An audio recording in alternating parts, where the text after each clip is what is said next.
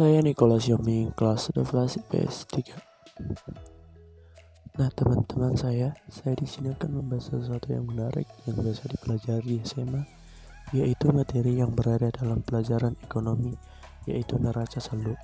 Mungkin bagi anak SMA kelas 12 terutama anak IPS tidak asing lagi tentang neraca saldo. Baiklah, tanpa perlu banyak bicara, saya akan langsung saja membahas apa itu neraca saldo.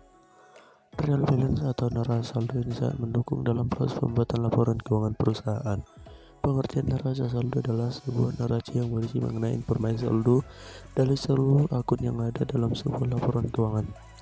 Akun-akun yang dibutuhkan untuk setiap laporan keuangan perusahaan berbeda-beda. Misalnya dalam perusahaan A memiliki aset tetap berupa gedung, sedangkan perusahaan B tidak memiliki aset tetap berupa gedung. Dari pengertian neraca saldo pasti akan banyak akun yang harus dilaporkan dan juga jumlah dari saldo masing-masing akun tersebut. Dalam neraca saldo, akun-akun tersebut harus tersusun secara sistematis. Nah, maksud dari sistematis di sini adalah akun-akun dan neraca saldo tersebut harus disusun berdasarkan kode akun. Kode akun biasanya dapat diketahui dari buku besar yang disusun oleh perusahaan. Neraca saldo memiliki peran yang cukup berpengaruh pada pembukuan. Proses pembuatan neraca saldo dilakukan setelah meminta postingan dari buku besar. Bisa dikatakan neraca saldo menjadi perantara antara buku besar dan laporan keuangan. Jika terjadi kesalahan pencatatan, baik dari akun atau nominalnya, maka akan berpengaruh pada laporan keuangan. Maka dari itu, pencatatan neraca saldo juga diperlukan ketelitian dan kehati-hatian. Untuk memastikan apakah neraca saldo sudah benar, jumlah saldo debit dan kredit harus seimbang atau balance. Hal ini membuktikan jika jumlah transaksi debit dan kredit sudah sama.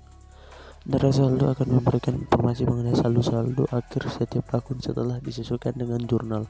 Kemudian, neraca saldo ini dapat digunakan sebagai dasar dalam penyusunan sebuah laporan keuangan perusahaan. Sekarang kita akan masuk kepada apa itu fungsi dari neraca saldo bagi perusahaan. Fungsi neraca saldo. Neraca saldo memiliki peran yang cukup berpengaruh ketika melakukan penyusunan laporan keuangan. Fungsi neraca saldo juga perlu diketahui agar lebih memahami apa itu neraca saldo. Di bawah ini akan dijelaskan apa saja fungsi neraca saldo.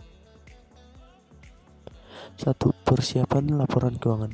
Fungsi dari neraca saldo di sini adalah sebagai bahan untuk penyusunan laporan keuangan. Neraca saldo dibuat sebelum melakukan penyusunan sebuah laporan keuangan perusahaan. Maka dari itu, pembuatan laporan keuangan menggunakan neraca saldo sebagai dasar atau fondasi dalam laporan keuangan. Seluruh informasi yang tertera dalam laporan keuangan didasarkan pada neraca saldo.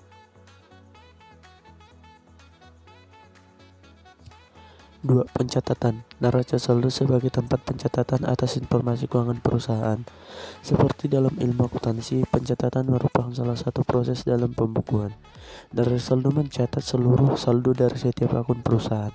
Pencatatan harus dilakukan secara sistematis agar memudahkan pembaca untuk mendapatkan informasi keuangan perusahaan. 3. Koreksi agar tidak terjadi kesalahan. Dari neraca saldo, semua saldo akun pada akhir periode akan tertera bersama dengan akun-akun yang harus dilaporkan pada laporan keuangan. Jika total dari neraca saldo, baik sebelah debit ataupun kredit tidak seimbang, maka terdapat kesalahan pencatatan. Adanya pembuatan neraca saldo akan mempermudah mendeteksi kesalahan tersebut. 4. Monitoring perusahaan. Neraca saldo dapat menjadi alat untuk memonitoring perusahaan. Setiap akun yang tercatat pada neraca saldo akan terlihat jumlah saldo dari masing-masing akun tersebut. Maka dari itu, dapat dilakukan monitoring apakah akun-akun tersebut benar sesuai dengan kondisi perusahaan. Pengertian sudah, fungsi sudah juga. Nah, sekarang masuk kepada jenis-jenis neraca saldo. Setelah memahami pengertian neraca saldo dan fungsinya, perlu diketahui juga jenis-jenis dari neraca saldo. Neraca saldo ini digunakan pada tahap tertentu, seperti setelah penyusunan buku besar ataupun sebagai penutup. Terdapat beberapa jenis dari neraca saldo, diantaranya adalah sebagai berikut. 1. Neraca saldo belum disesuaikan. Neraca saldo sebelum disesuaikan dalam bahasa Inggris disebut dengan unadjusted trial balance. Pengertian dari neraca saldo belum disesuaikan atau unadjusted trial balance adalah neraca yang berisi informasi mengenai saldo-saldo untuk setiap akun yang ada pada buku besar. Dapat dikatakan neraca saldo jenis ini dibuat setelah penyusunan buku besar, sehingga akan mudah untuk mendeteksi kesalahan atas pencatatan akun ataupun jumlah saldo yang ada dari buku besar. 2. Neraca saldo setelah penyusunan. Adjusted Real Balance merupakan nama lain dari neraca saldo setelah disesuaikan.